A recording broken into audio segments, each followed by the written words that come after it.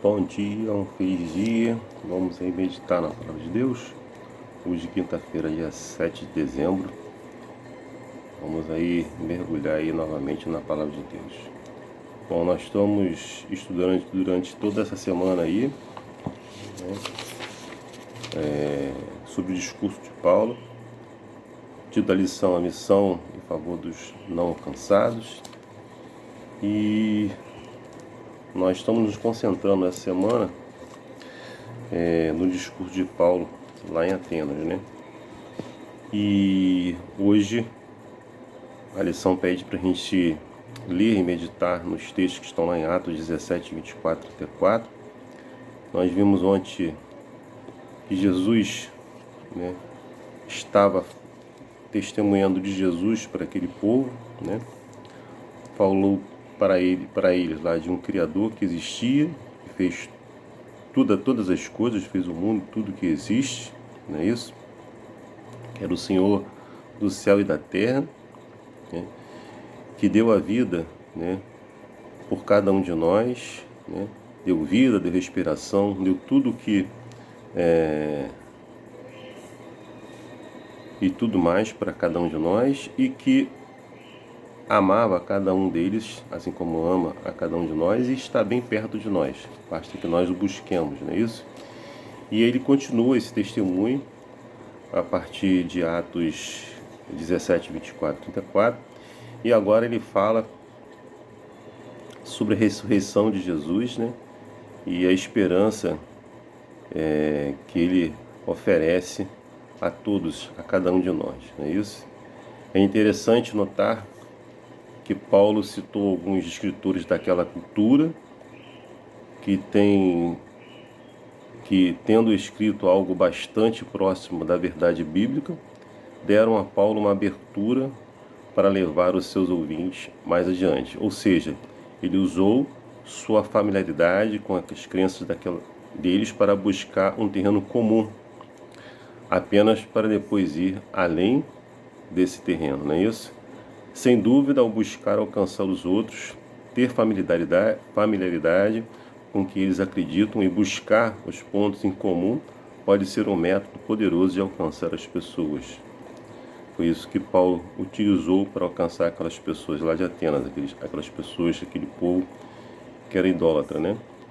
Paulo usou aí esse terreno comum com eles para ir aonde queria, né?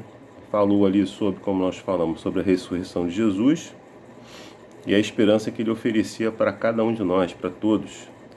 Alguns nós vimos que zombaram da ideia, outros disseram que queriam ouvir Paulo novamente sobre o assunto, e alguns creram. Ou seja, Paulo falou novamente e alguns creram.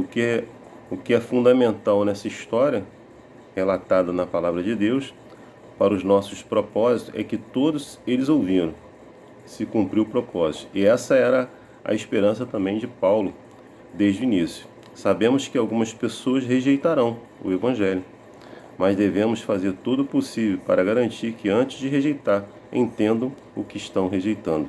É o que Paulo tinha como fundamental.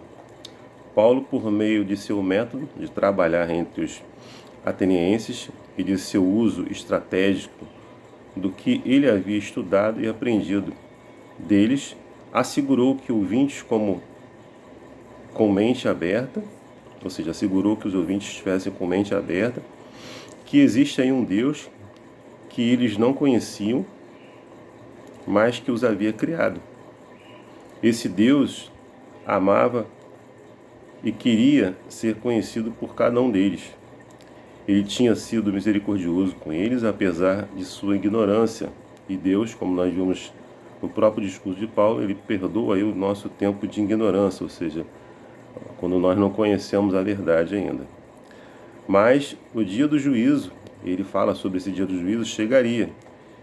E se tudo soava inacreditável demais, havia evidências verificáveis para isso na ressurreição de Cristo. Depois que as pessoas ouviram e compreenderam a mensagem, tiveram que escolher por si mesmas se rejeitariam por completo ou se investigariam mais alguns resolveram investigar mais e se tornaram seguidores de Jesus, como pode ver lá em Atos 17, verso 34. Então nós vimos aqui que o método de Paulo para alcançar as pessoas foi achar um ponto em comum sobre a verdade bíblica, ter familiaridade, né, com aquelas pessoas, falar a mesma língua delas, e aí depois ele foi mais além, falando aí da ressurreição de Jesus, da esperança que ele trazia para cada um de nós, não é isso? E traz até hoje. Mas ele também fala da importância de levar a mensagem para aquelas pessoas, né? Mesmo que ela rejeite a mensagem, porque a escolha, como nós vimos aqui, vai ser da pessoa que vai escolher rejeitar ou não, mas é importante que ela compreenda a mensagem antes de rejeitar, né? E ele fala do juízo que vai acontecer, né? E aí ele fala da graça que está disponível para mim, para você e para cada um de nós, uma vez que Jesus deu a sua vida por mim, por você, né? Por todo mundo, pela humanidade, né? A gente tem a escolha de escolher essa graça que está disponível, ter a esperança e a salvação em Cristo Jesus, ou rejeitar essa graça e aí ter a morte eterna. Essa é a escolha, né, de cada um de nós. Cada um de nós temos o poder da escolha. E Deus, como falou na própria lição e também fala na Bíblia, nesse discurso, que Ele perdoa o tempo da ignorância, né? Ou seja, que quando você não conhece a verdade ainda. Mas a partir do momento que você conhece a verdade, você vai ser cobrado por isso. Bom, que nós possamos orar, né? Pedir orientação a Deus, para que possamos testemunhar para alguém do poder maravilhoso, né, disponível para cada um de nós, que é o Espírito Santo, e da ressurreição de Cristo, que deu a sua vida por mim, por você e por todo mundo, e que pessoas possam ser impactadas, né, e aceitar essa graça salvadora de Cristo Jesus, onde Ele deixa a sua graça e a esperança de vida eterna e salvação em Cristo Jesus. Que eu e você possamos orar, possamos clamar ao Senhor, para que possamos alcançar pessoas, né, e mostrar para as pessoas Cristo como Salvador, Cristo que vai voltar e vai resgatar aqueles que forem fiéis adoradores do Senhor. Que Deus te abençoe, te dê aí uma quinta-feira abençoada para você e para sua família. É meu desejo e minha oração. Amém.